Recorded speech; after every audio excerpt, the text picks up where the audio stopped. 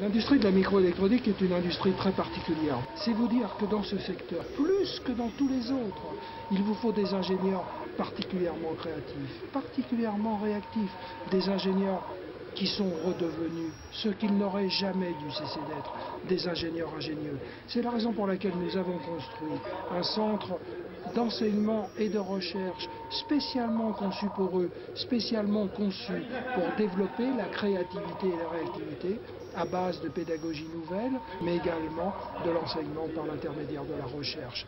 Voilà le cahier des charges, la feuille de route du nouveau centre de microélectronique de Provence, Georges Charpak.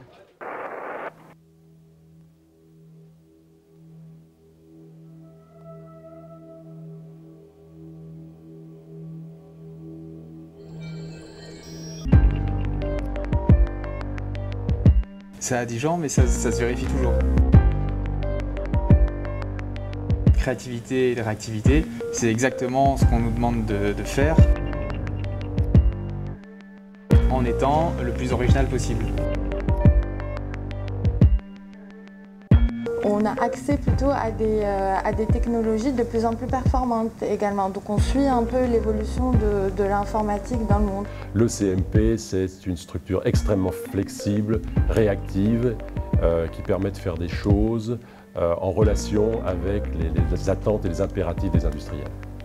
J'ai compris rapidement ça, que les industriels aimaient travailler avec nous parce qu'on pouvait décider rapidement et agir rapidement. J'ai toujours pensé qu'il était très important de marier le monde académique, l'enseignement et de la recherche, les élèves ingénieurs, nos ingénieurs, et puis le monde industriel, socio-économique, le monde socio-économique au sens large.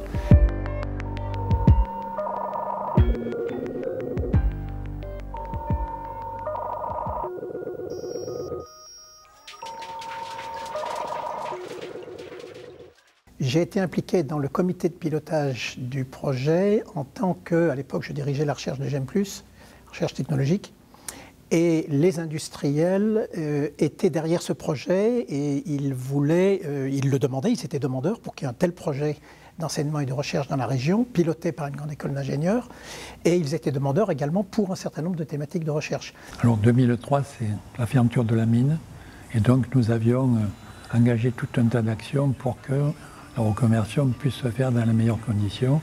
Et donc, à travers nos actions auprès du gouvernement, il avait été décidé de mettre en place une école pour atténuer le traumatisme qui était le nôtre. C'était le passage d'une économie essentiellement donc grande industrie, charbonnière et compagnie, à l'industrie qui est celle de demain, c'est-à-dire l'industrie informatique, numérique. Dans le cadre du contexte qui était le nôtre, à savoir d'un bassin industriel dans lequel on devait être des acteurs et dans lequel on devait auquel on devait apporter quelque chose à court terme, il était préférable d'adopter un modèle on pourrait qualifier de co-développement, c'est-à-dire de recherche conjointe entre les académiques et les industriels, de manière à avoir ce qu'on appelle souvent une fertilisation croisée à court terme par un contact quotidien.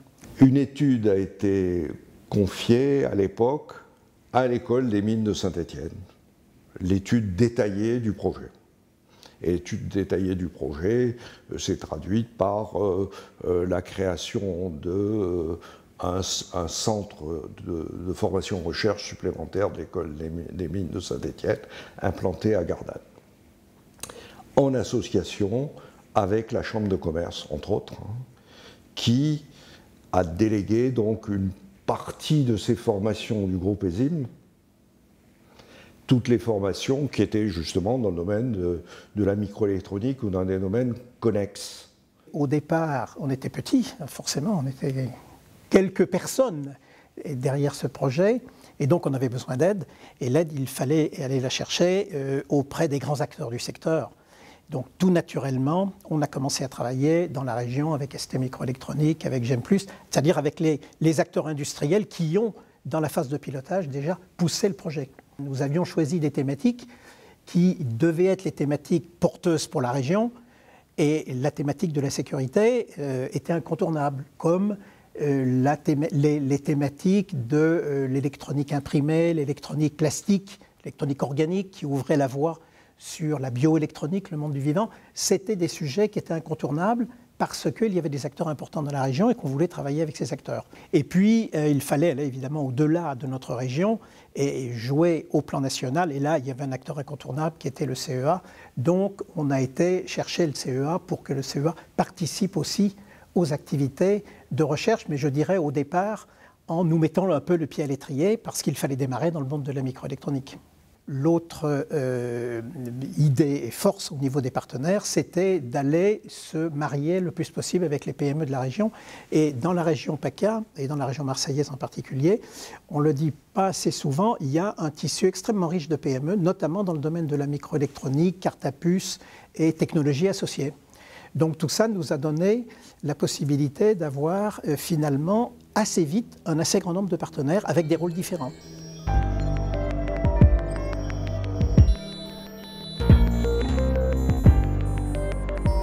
Ont été transférés à cette époque-là, donc dans les années 2002-2003, l'ISMEA,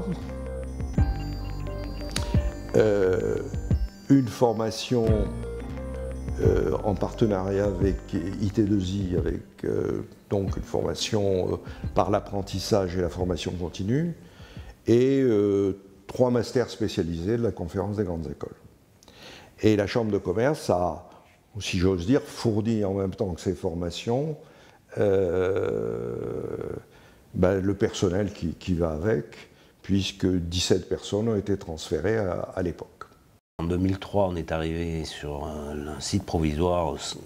L'ISMEA était sous couvert de la Chambre de commerce et d'industrie de Marseille-Provence, et maintenant l'ISMIN, depuis 10 ans, est à part entière une formation spécialisée de l'école des mines de Saint-Étienne.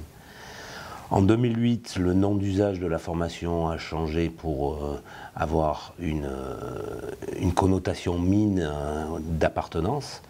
Sur l'évolution, on est parti de 23 élèves, 19 élèves si ma mémoire est bonne en 2003. On arrive maintenant à des promotions de 75-80 élèves, avec une évolution des contenus, disons, d'électronique et d'informatique de base qui a suivi l'évolution technologique grâce à l'implantation des centres de recherche notamment, et en 10 ans, le métier d'ingénieur en électronique et informatique a grandement évolué, donc nos contenus ont évolué en conséquence.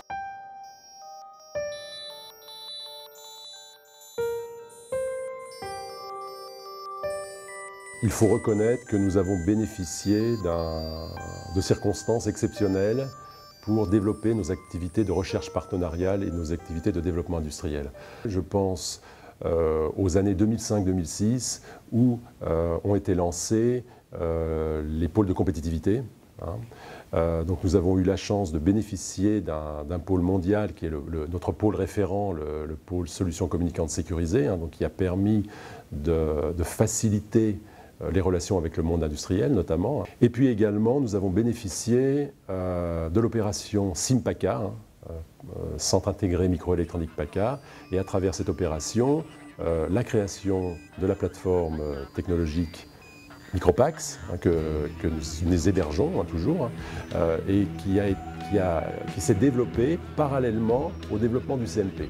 Alors ça, c'était une opportunité remarquable parce que ça a permis pour nous de développer des activités en micro-packaging, électronique sur support souple et sécurité numérique, parallèlement à nos activités de recherche, et ainsi très rapidement de monter en masse critique, que ce soit en ressources matérielles et ressources intellectuelles.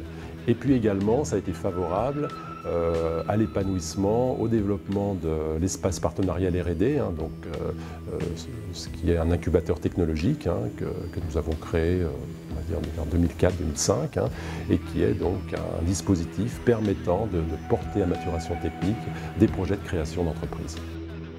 Je crois que le CMP est, j'espère en tout cas, un exemple parfait de ce type d'osmose, puisqu'on va retrouver à tous les niveaux cette collaboration, ces partenariats, ces échanges entre ces 3 mondes, entre guillemets, à travers par exemple le fait qu'on va pouvoir, nous, travailler directement avec les industriels, répondre à leurs besoins, donc être capable d'apporter des choses qu'eux ne peuvent pas peut-être faire de leur côté. À l'inverse, ils vont aussi nous apporter leurs problématiques, donc quelque part assurer que nos recherches répondent à un vrai besoin. Les élèves ingénieurs, on est beaucoup plus crédibles quand on leur parle de choses que l'on vit, nous, auprès de nos partenaires industriels. Évidemment, on met en contact les élèves ingénieurs avec les industriels pour créer des projets communs, pour assurer que les élèves ingénieurs travaillent sur des choses qui sont pertinentes pour nos industriels. Voilà, donc tout ça fait que ce microcosme permet, avec le CMP au centre, permet d'établir des liens et permet d'assurer qu'à la fois on forme des ingénieurs qui répondent à des besoins et que nos industriels aient des recherches qui soient à la pointe et aussi des personnels qui soient à la pointe. L'existence de projets industriels en deuxième année, où là des projets sont réalisés par des équipes d'élèves, de 4 élèves, sujets proposés soit par des chercheurs ici du centre microélectronique de Provence, soit par des industriels généralement de la région. Et c'est le lien qu'ont les élèves avec autant la recherche que l'industrie. Autre point essentiel, la plupart des enseignants permanents sont des chercheurs du centre microélectronique de Provence et ils font profiter de leur avancement de recherche et de leur expertise aux formations et dans le contenu de leurs cours. Un des objectifs aussi de l'école, c'est que nos ingénieurs soient formés à l'international, donc aillent faire des séjours à l'international. Et pour ce faire, il faut qu'on établisse des collaborations avec des universités à l'étranger pour d'un côté envoyer nos étudiants, mais aussi de l'autre côté en recevoir. Le CMP est devenu un acteur avec un rayonnement national évident en matière de sécurité numérique. On a notamment dans le domaine des attaques sur circuits intégrés sécurisés. On peut se vanter d'avoir cette position-là et je pense qu'il est tout à fait reconnu par nos partenaires du CEA. Pour ce qui concerne l'électronique imprimée, on a développé des activités intéressantes en matière de microconnectique. Ça, c'est quelque chose qui a beaucoup intéressé nos partenaires de la carte à puce et qui a été, je pense, un domaine transféré, voire transférable dans leurs produits. Pour ce qui concerne les sciences du manufacturing, alors là, nous sommes, on va dire, une référence nationale, voire internationale dans le domaine du manufacturing des composants à semi-conducteurs. Nous avons établi des relations de confiance pérenne avec les grands acteurs de l'industrie, notamment Estécrol, qui est quand même un industriel de poids dans le domaine.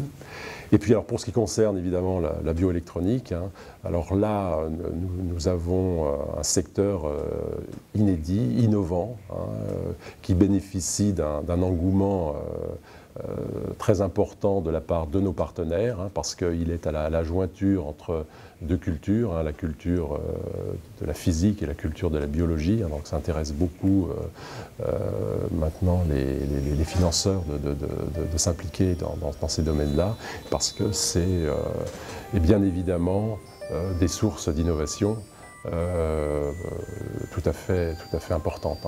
Donc là, on a effectivement des résultats concrets à faire valoir dans le domaine notamment des capteurs pour les neurosciences. Voilà.